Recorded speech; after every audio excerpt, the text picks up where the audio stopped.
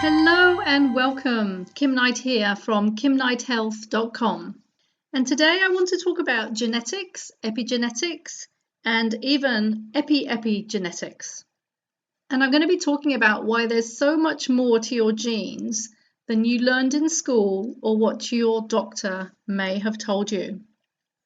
Now, a lot of people do not realize that genetics has been superseded.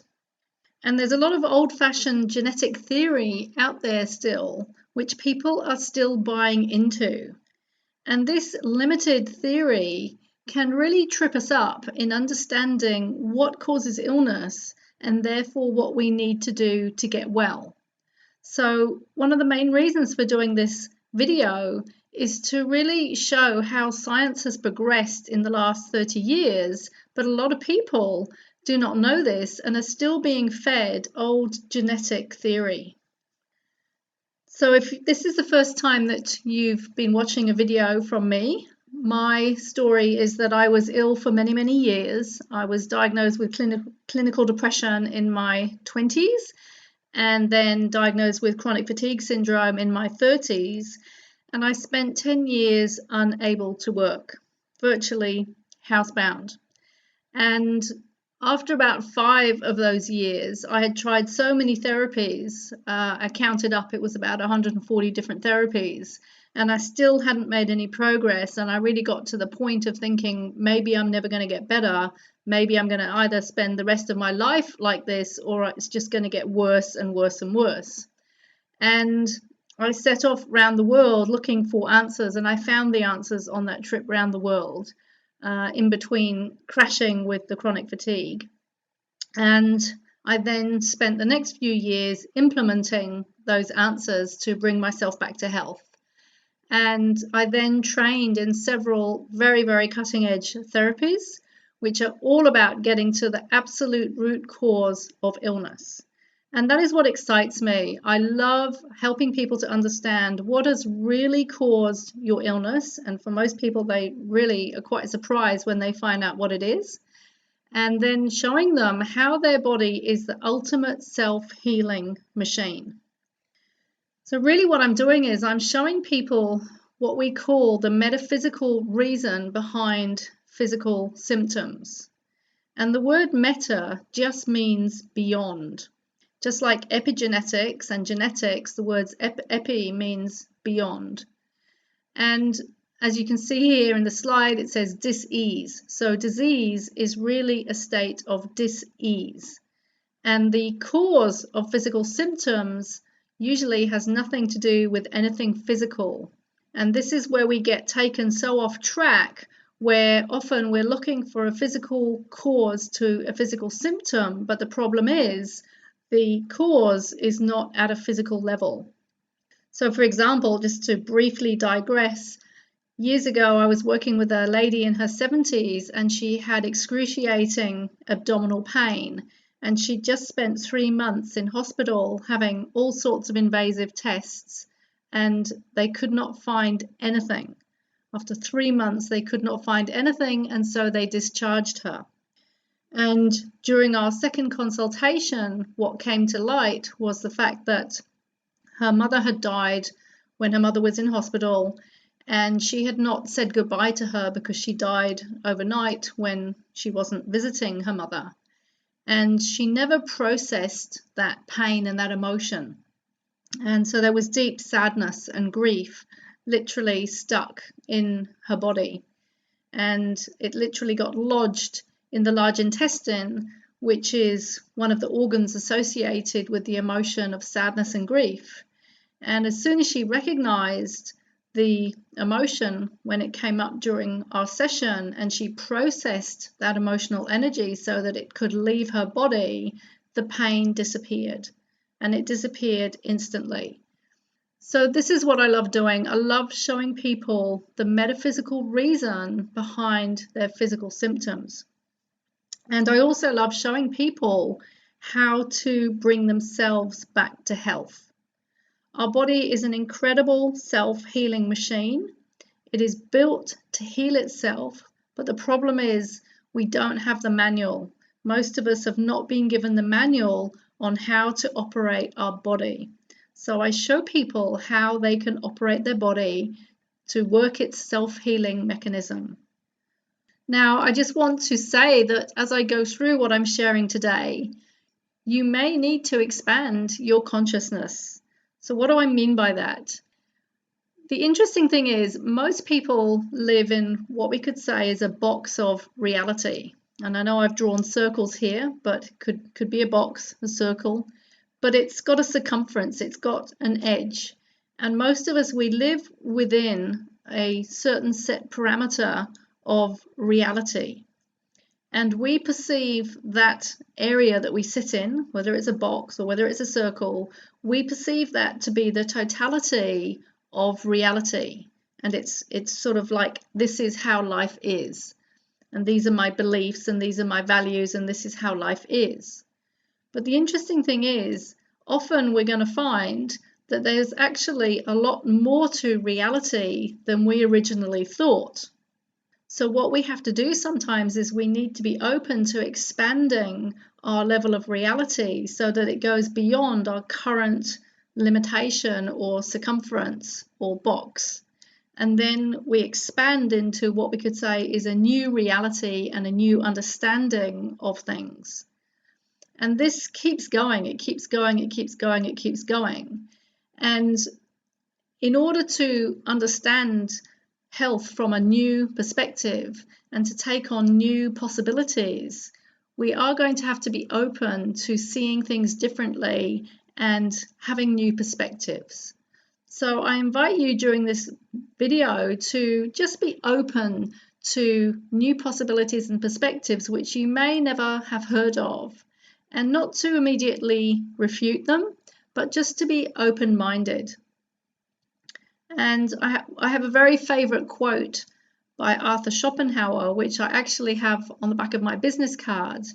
And it says, "All truth passes through three phases. First, it is ridiculed.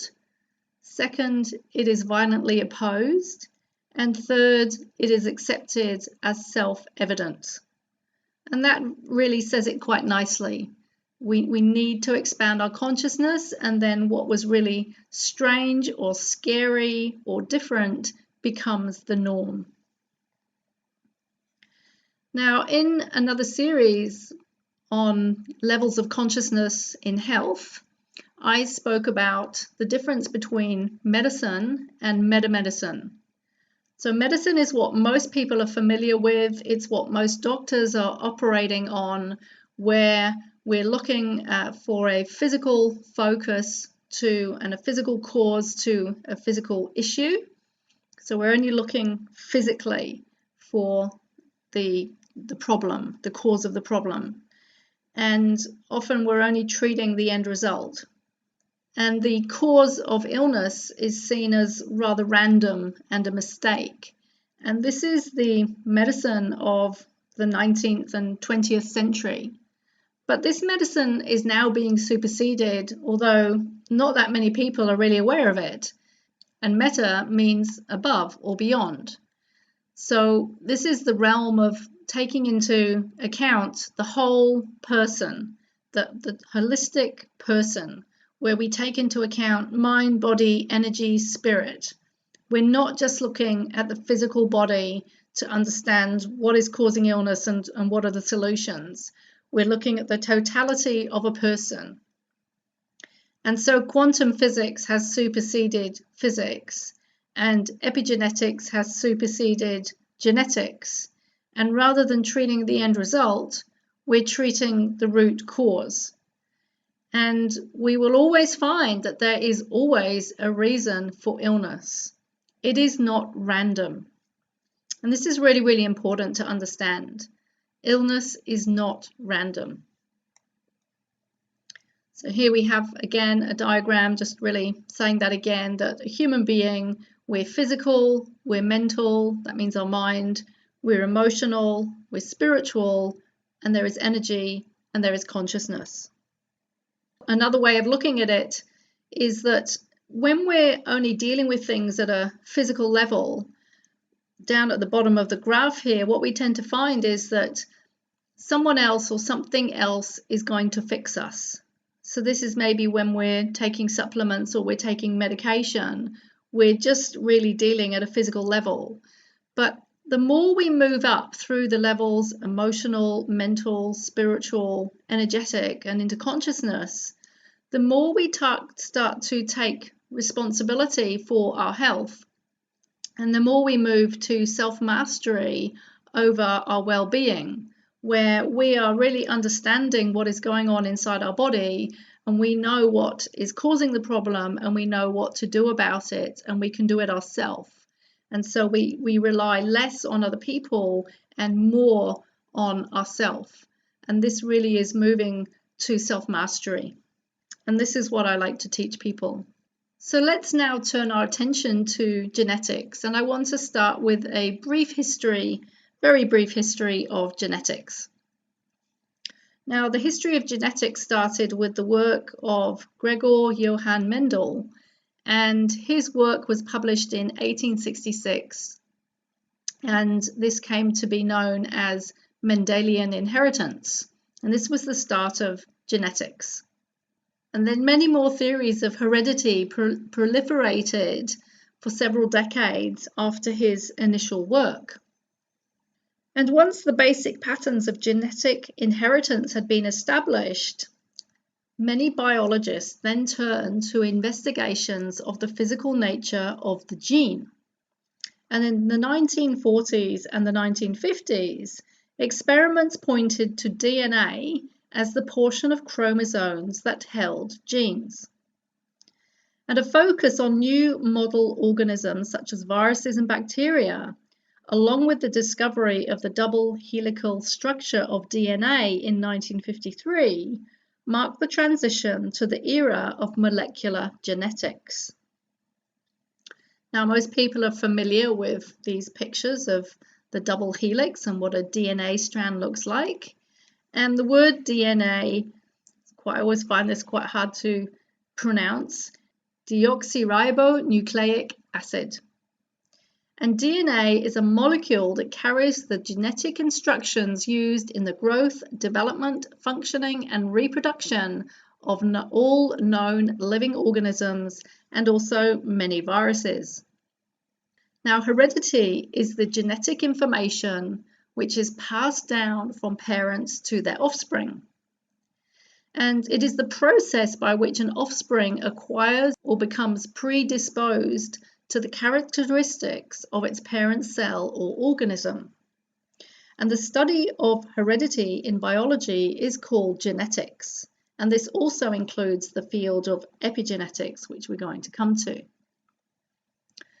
So epigenetics is the study of cellular and physiological phenotypic trait variations that result from external or environmental factors that switch genes on and off and affect how cells express genes. So the important point here is that epigenetics is the study of what goes on in our external environment switches genes on and off. And this is a major evolution from genetics, because genetics was like it all happens inside the cells and genes are expressed or switched on and off by only what is going on inside the body, whereas epigenetics is about how genes are turned on and off by what happens outside or from outside the body. In other words, the environment plays a really critical factor, and this is very, very important for understanding what causes illness and also how we can recover from illness. Now, many of you may have heard of Dr. Bruce Lipton, who was the pioneer in the study of epigenetics. And originally, when he published his data, he was laughed at and told that he was mad. He had a huge challenge getting his scientific research accepted, and of course now it is, but it took many years. And he wrote about it first of all in his book, The Biology of Belief. It's a fantastic book. I highly recommend you read it, and it goes into great detail in how he did his research and how our genes are turned on or off as a result of what is happening around us in our environment. He also has co-authored Spontaneous Evolution and his most recent book, The Honeymoon Effect, which talks about the effect of love on the cells. So Bruce Lipton originally was a stem cell biologist and is now the best-selling author of The Biology of Belief and also the recipient of the 2009 Goy Peace Award. And it was in 1982 that he began to examine the principles of quantum physics and how they may be integrated into his understanding of the cell's information processing systems. And if you've not yet heard of quantum physics, the core principle of quantum physics is that if you magnify any piece of matter at least 1 million times, and that could be a table, or it could be a tree, or it could be a cell in your body, but if you magnify that piece of matter over 1 million times, it is apparent that that piece of matter is no longer solid matter. It is energy. Now, the ancient masters of the East in China and India have been saying this for thousands of years, and they call it, in China they call it qi, in Korea they call it ki, in India they call it prana, and it's life force energy. And I've done a lot of training in qigong and qi healing, and qi is the smallest, most fundamental piece of matter that one can physically see at a very, very magnified level. But when we magnify our cells over 1 million times, they no longer look like physical matter, they look like space and energy, which is quite bizarre to really understand logically, because we seem to be so solid, and so does a tree, and so does a table. But essentially, everything is energy at its core. And this is also really, really important in terms of understanding health and healing, because essentially we have a physical body which turns out to be energy. We have a mind which is full of thoughts and conditioning and programming, which also is energy. We have emotions, which are also a form of energy, and we have our spiritual side of us, which is energy. So we have all these different layers of energy, and they're all overlapping and interrelated.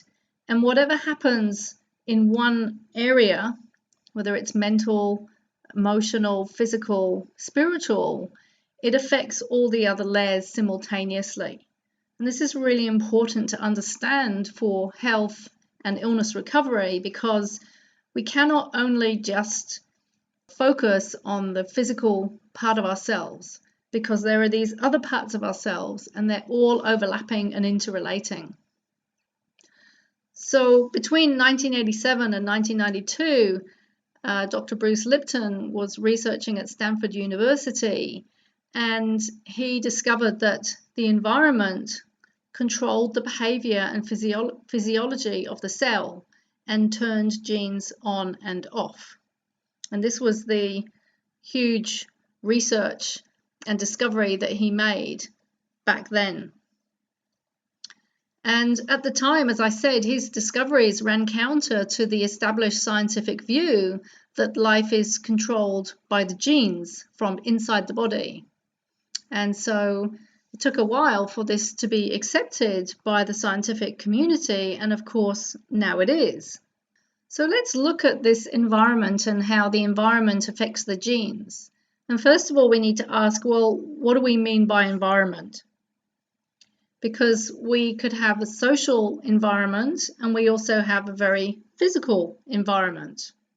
So social, for example, that means really people. It's to do with people. So the people in our life. Now, on the home front, that's going to be family and partner and children. It's also then going to extend into friends. And then, for example, as we're growing up, it's going to be school, university. And then when we leave school and university, then it's going to be work. So in general, we could say this is what we mean by social. And Physically, our environment is our location, our home, our work, or if we're on holiday, that is our environment. And again, the Chinese know how important our environment is, which is why there is so much emphasis and importance placed on the study of feng shui or feng shui, depending on how you like to pronounce it. And our environment profoundly affects our health. And it's not just the man-made environment, but it's also the natural environment. So, for example, if you're living under an electricity pylon, which is sending out gigawatts of EMF radiation, that is going to have an effect on your body. And in today's world, we are literally, as they say, sitting in a soup of Wi-Fi much of the time. And this has a really negative effect on our body. It is not healthy to be sitting in a soup of Wi-Fi, which is why, for example, I don't have Wi-Fi at home. I still have plug-in. So there's much what we call geopathic stress, and it could be man-made geopathic stress such as Wi-Fi and cell phones, electricity pylons, whatever. And there is also natural geopathic stress, such as ley lines and underground water lines and underground vortices. And these can really affect our health as well. I'm not going to be focusing on that so much in this video. I'm just going to be focusing more on the epigenetics and the environment in general, but more from a social perspective. And here, for example, social plus physical can go together. So, for example, when you're in your mother's womb, that's social. You're inside somebody else's body with their thoughts, their emotions, their experiences, their past. That's all there in the mother's cells. Plus, you're literally in a physical environment. That is your physical environment when you're in the womb. And what happens to us in the womb has an effect. We don't just start getting affected by things once we're born. What happens to us while we're in utero has an effect. Now, what I've observed through the last 11 years, and this was just purely through observation, nobody told me this, but I started putting pieces of the jigsaw puzzle together, because when you see lots of people, you start to see common themes. And what I saw after a few years was a very, very important common theme.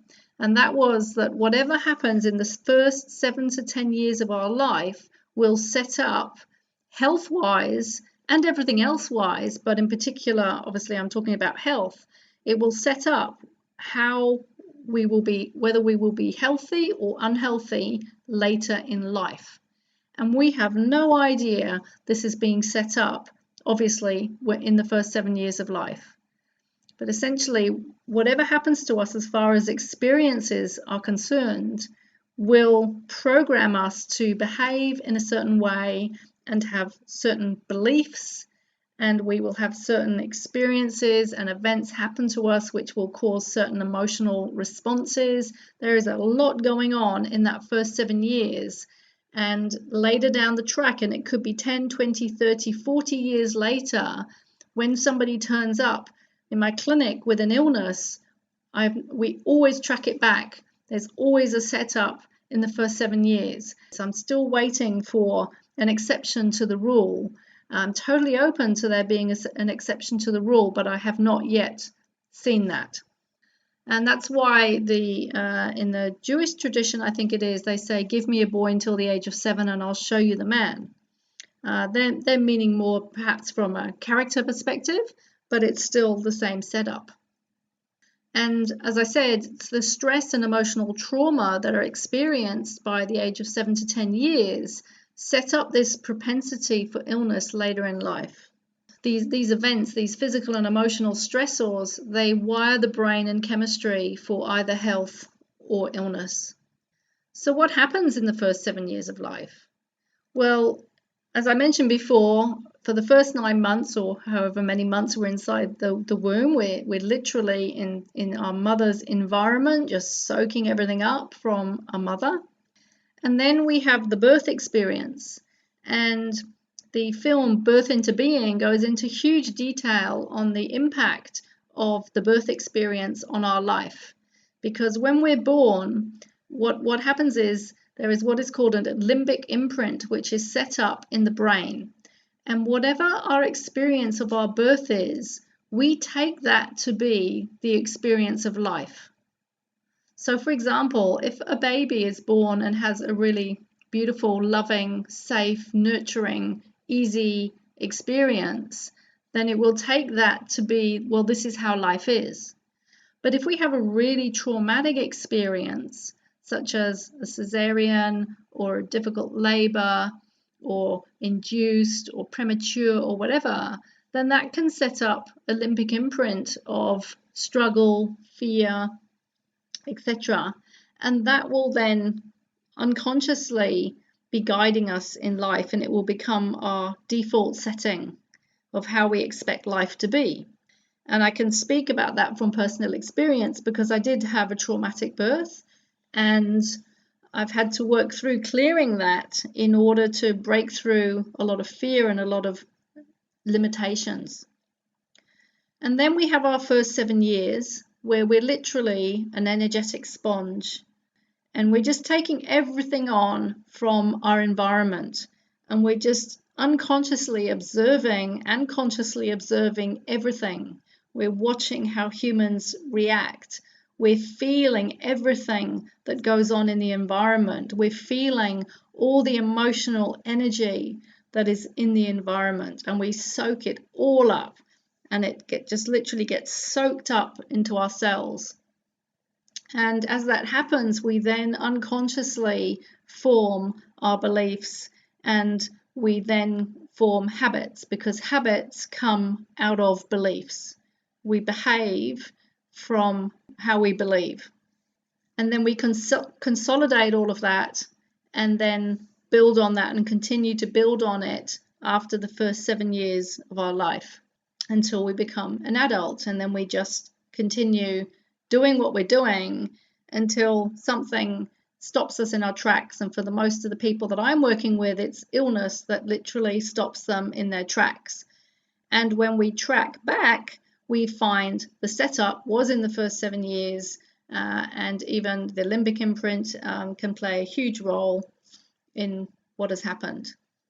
And so we end up with the consequences and the results of the causes. And then we live in a universe of cause and effect. So we're always going to end up with the effects of the initial cause. It's a law, it's a physical law which we can't bypass. So these first years of life set up these epigenetic effects, because what is happening in our outer environment is creating an internal response. And usually it will be an internal emotional response. So let's say somebody grows up in an environment where they're very scared because their parents are fighting and arguing all the time. And maybe one of the parents goes into uncontrollable rages, or one of the parents is a real drunk. Now that is very, very scary experience for a young child, because the most important thing for a young child is to feel safe and to feel loved. And if we do not feel physically or emotionally safe in our environment, then our body is quite naturally going to have a physiological and emotional response to that situation. And it's going to be going into the fight-flight response, and it's going to be in fear and treading on eggshells and setting up certain behaviors to maybe avoid the wrath of the parent and to stay safe. And all that then triggers at a deeper level what happens in the genes. So it's all interconnected.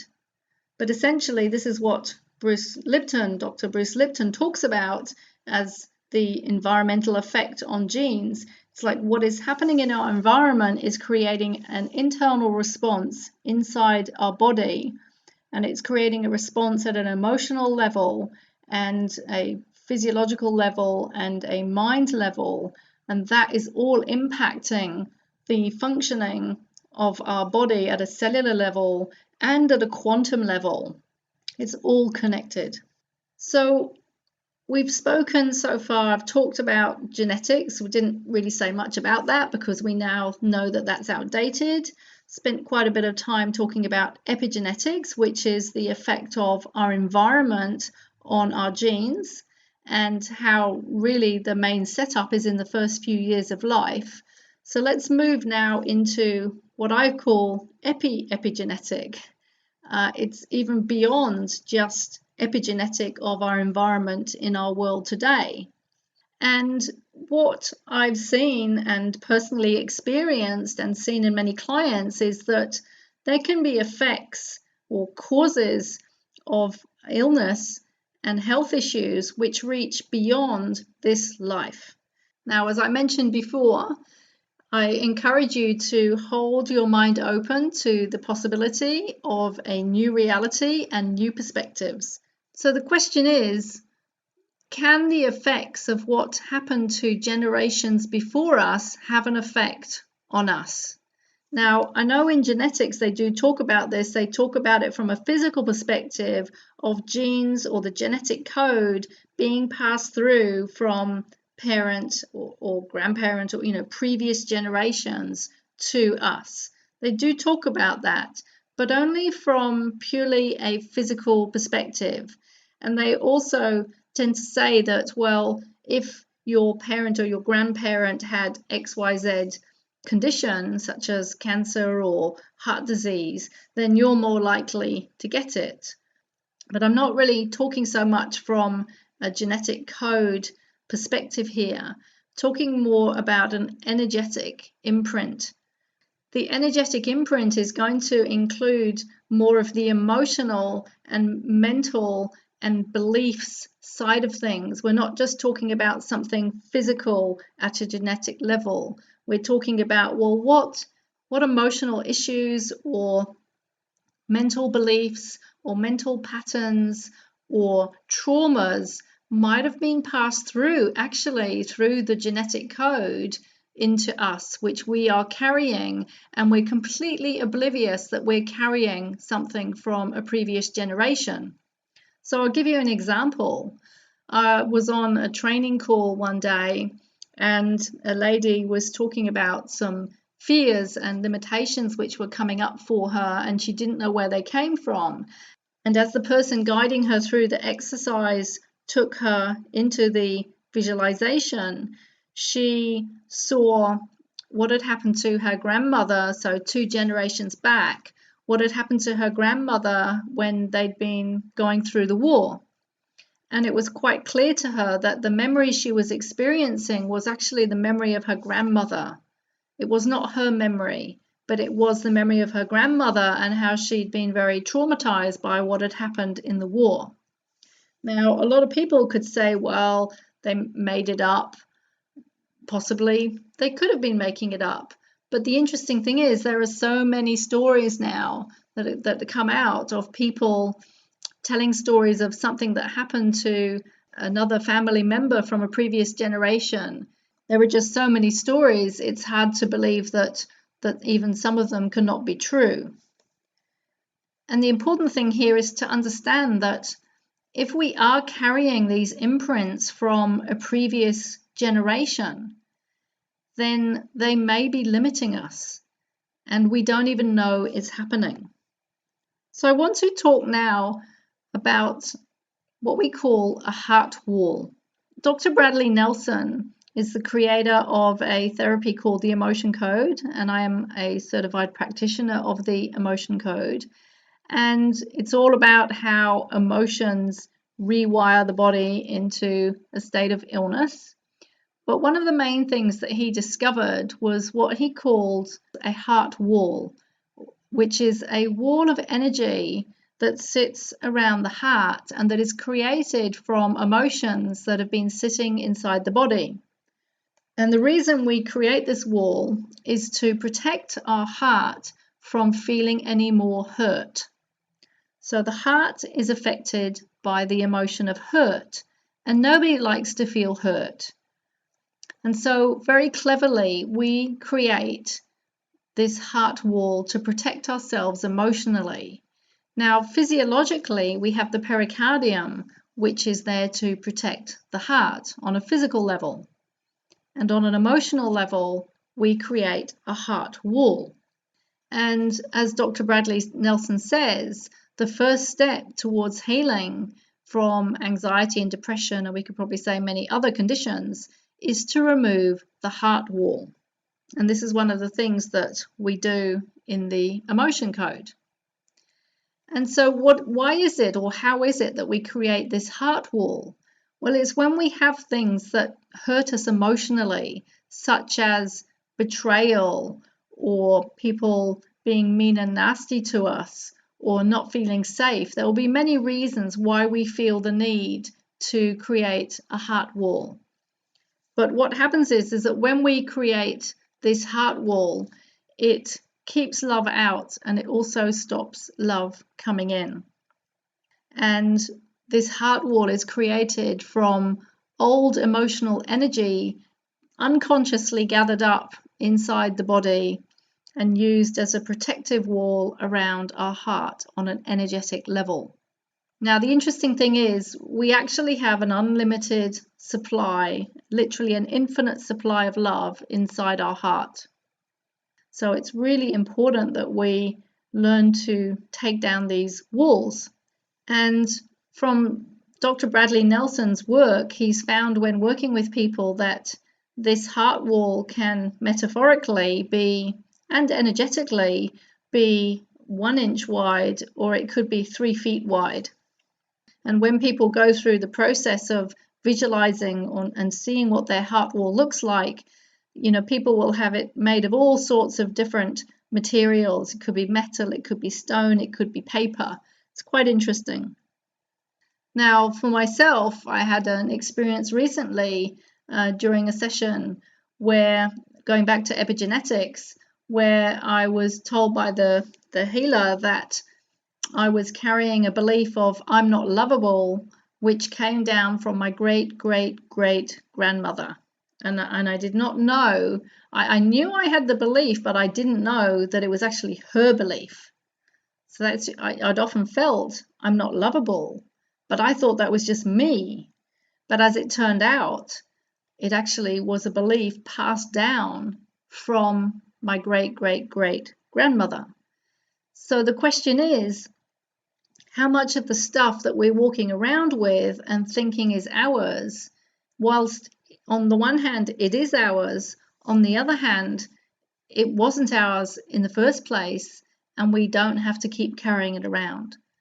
And this is the great thing with a lot of these therapies, the emotion code and advanced clearing energetics, which is another one that I've trained in. It enables us to clear this stuff from other generations. And after clearing that belief that was sitting inside of me, I can honestly say that I did feel lighter in my heart, because that belief was centered in my heart. So I'm not sure if you've heard of heart math and the fact that we have a heart field also. It's an electromagnetic field around our heart, which is 5,000 times stronger than the electromagnetic field of the brain in our head. And when I say brain in our head, you may be thinking, why am I saying the brain is in the head? Well, actually, we have 3 brains. This is new science as well. We have 3 brains. We have 1 in our head, 1 in our heart, and 1 in our gut. And the definition of a brain is a network of neurons with intelligent purpose. So our brain, in our head, our heart, and our gut, they all have a network of neurons with intelligent purpose. And we talk about this in multiple brain integration, which is another modality that I love using. And we learn how each brain has a different function and a different role. And we need to learn to use all our 3 brains together. So the heart has this electromagnetic field which emanates out. So if you can imagine that if you have a heart wall and you have a lot of hurt stored in your heart, then that is going to affect the electromagnetic field, because that field is extending way out from beyond your body. And so if you have a vibration of hurt in your heart, then that is going to be affecting the field around you and the people in the field around you. So I remember reading one of Dr. Bradley Nelson's stories of when he helped this woman who came to him for a session, and she said, you know, I really want to be in a relationship, but I just don't seem to be able to attract a relationship. I'm just having such problems. And when he did the session with her, he found that she had a very thick heart wall. And so he worked with her and they cleared the heart wall. And literally within, I think it was 24 hours or something, it was like a really short period of time, she felt absolutely different. And all of a sudden, she found herself relating with people totally differently and very quickly found herself in a beautiful relationship. And it was because she cleared this heart wall. And Howard Martin is in heart math and talks a lot about this frequency coming from the heart. And he was one of the people that I interviewed on the Emotional Intelligence Summit, along with Dr. Bradley Nelson. And so you can watch that in my Emotional Intelligence Summit. So we've talked about epigenetic effects from the point of view of energy and limiting beliefs being passed down from previous generations. Now, another epigenetic effect could be karmic. So this means from previous lives that we've had. So this isn't previous generations of our family, it's previous lives that we've had. Now, I know a lot of people will find this difficult to maybe even perceive as possible or real, and that's okay. I can't say that I have any proof myself, but what I can say is that every spiritual teacher that I have listened to, many of whom I have followed for a long period of time and have huge respect for, they all say that we have previous lives. And because we live in a universe of cause and effect, there's always going to be the effect of a cause. And it's the principle of you reap what you sow. So, for example, if you do something in another life that is maybe bad, not so, you know, it's not good, then sooner or later you're going to reap the reward of that. And also, if you do something good in a previous life, you're going to reap the rewards sooner or later, because it's just how it works. We live in a universe of cause and effect. There is no getting around that, and that is divine justice. So I see that sometimes when we really can't find a logical, physical, emotional, mental cause for an illness in this lifetime, my feeling is, and this is just my personal feeling, my feeling is that it may be a karmic situation. Another really interesting thing to take into account is astrological influences. So I remember when I was ill looking for solutions, and at this point I think I'd been ill for probably about 7 years. So I was getting better at this point, but I was still not able to work. And I went to this free astrology evening, and it was actually Indian astrology. And I'd never heard of it, and I was just intrigued. And there were only a few people in the class that evening, and so the teacher said, okay, I'm going to do a reading on all of you because there's not many of you here, and so you get a personal reading. And so we gave him our date of birth.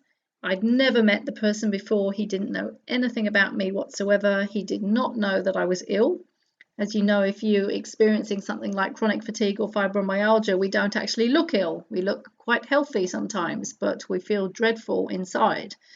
So he said, okay, and he put my chart up on the PowerPoint on the wall, and he said, this is really interesting.